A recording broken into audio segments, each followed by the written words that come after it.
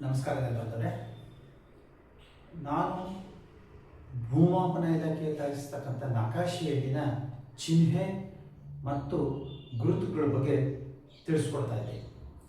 ಈ ದಿನ ನಾನು ತಮಗೆ ಮನೆಗಳ ಬಗ್ಗೆ ತಿಳಿಸ್ಕೊಡ್ತೀನಿ.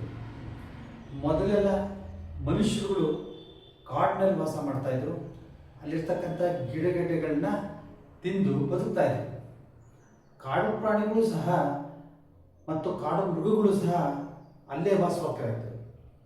ಪ್ರಾಣಿಗಳ ಉಪಟಳ ಜಾಸ್ತಿ ಆಯಿತು. ಇದರಿಂದ ಕಾಡಿನಿಂದ ಮನುಷ್ಯರು ಹೊರಬಂದು ಬೇರೆ ಕಡೆ ವಾಸಿಸಲು ಪ್ರಾರಂಭ ಮಾಡಿದ್ರು. ಮಳೆ, ಗಾಳಿ, ಬಿಸಿಲಿನಿಂದ ರಕ್ಷಿಸಲು ಕಾಡಿನಲ್ಲೇ ದೊರೆತಿರ್ತಕ್ಕಂಥ ಗಿಡ ಮರಗಡ್ಡೆಗಳನ್ನು ಉಪಯೋಗಿಸ್ಕೊಂಡು ಮನೆಯನ್ನು ನಿರ್ಮಿಸಿಕೊಂಡ್ರು. ಇದರಿಂದ ಎಲ್ಲರೂ ಒಂದೇ ಕಡೆ ಜೀವನ ಮಾಡಲಿಕ್ಕೆ ಪ್ರಾರಂಭ ಮಾಡಿದ್ರು. ಕಾಲಕ್ರಮೇಣ ಮಣ್ಣಿನಿಂದ ಇಟ್ಟಿಗೆ, ಹೆಂಚು ತಯಾರಿಸಿ ಮನೆಗಳನ್ನ ಕಟ್ಟಿಕೊಂಡ್ರು.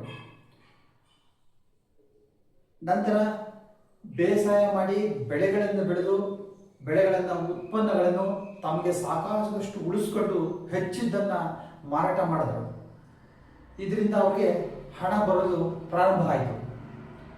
ಹಣದ ಹರಿವಿನಿಂದಾಗಿ ತಮ್ಮ ತಮ್ಮ ಆದಾಯ ಮತ್ತು ಅನುಕೂಲಕ್ಕೆ ತಕ್ಕಂತೆ ಮನೆಗಳನ್ನು, ಮಹಡಿ ಮನೆಗಳನ್ನು, ತಾರಸಿ ಮನೆಗಳನ್ನು ನಿರ್ಮಿಸ್ತಾ ಇದ್ರು.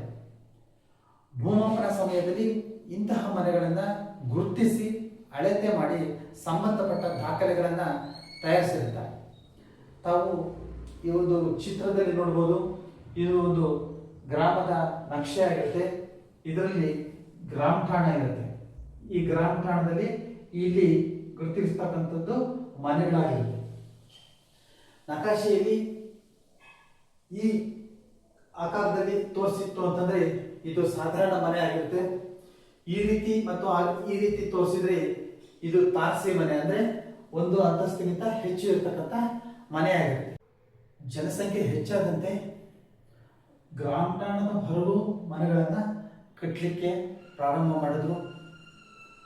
ಇತ್ತೀಚೆಗೆ ಭೂಮಿಯ ಬೆಲೆ ಹೆಚ್ಚಾದ್ರಿಂದ ಸುತ್ತಮುತ್ತಲು ಬಡಾವಣೆಗಳನ್ನು ರಚಿಸಿ ಮಾರಾಟ ಮಾಡ್ತಾ ಇರೋದನ್ನು ಹಾಗೂ ಮನೆಗಳನ್ನು ನಿರ್ಮಾಣ ಮಾಡ್ತಾ ಇರೋದನ್ನು ತಾವು ಕಾಣಬಹುದಾಗಿದೆ. ಹಾಗೂ ಜಮೀನುಗಳಲ್ಲೂ ಸಹ ಮನೆ ಅಥವಾ ಫಾರ್ಮ್ ಕಟ್ಕೊಂಡು ವಾಸ ಮಾಡ್ತಾ ಇರ್ತಕ್ಕಂಥದ್ದನ್ನು ತಾವು ಕಾಣಬಹುದಾಗಿದೆ.